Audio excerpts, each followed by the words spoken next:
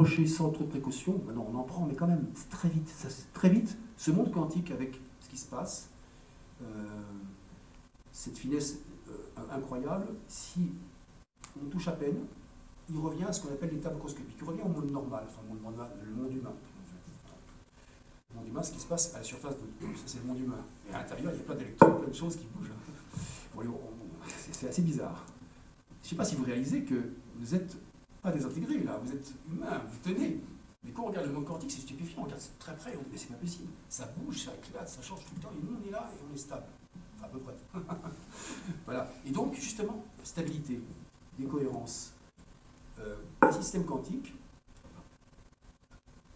la moindre petite perturbation, perte d'énergie, un petit chouïa de rien, et il se déstabilise. Donc, qu'est-ce qu'il fait? Il redevient normal, il redevient classique. Donc, c'est plus intéressant pour nous. Le classique, on connaît bien. Ce qui nous intéresse, c'est le quantique. Et bien, l'ordinateur quantique, justement, pour qu'il fonctionne, imaginons quand on est des ordinateurs qui fonctionnent. Ok. Par exemple, pour les vendre dans le commerce, aux gens, si c'est accessible financièrement, bien gentil, mais imagine que je te donne un ordinateur quantique.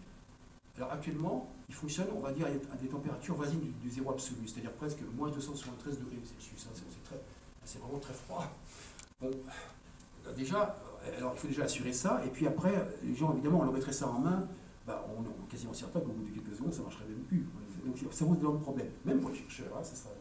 Donc dans les labos comme à l'école d'art supérieur où il y a le prix Nobel, donc Serge Haroche, ils ont des trucs très précis, il y a tout un protocole, c'est normal. Voilà, donc en fait, le problème, donc, le jour où il y aura cette machine qui sortira, ça va complètement révolutionner tout. C'est clair et net. Quand ce sera, c'est dur à prédire, parce que l'histoire de la science montre que des fois on croit que ça va être dans longtemps, ou jamais, et puis ça arrive tout d'un coup. Puis des fois ça va être très longtemps, ça on ne peut pas dire. Mais, donc, il y a des gens qui se sont dit, qu'est-ce qui nous gêne, c'est la décohérence. Donc il y a des gens qui travaillent là-dessus, mathématiquement, parce qu'il y a des moyens peut-être de la réduire.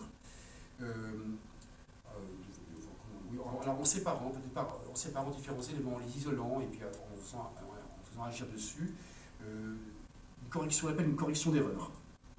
C'est très mathématique, mais on peut arriver à réduire une partie. Mais, je ne peux pas dire qu'on contrôle actuellement. Il y a des progrès dans ce domaine. Voilà. Donc en tout cas,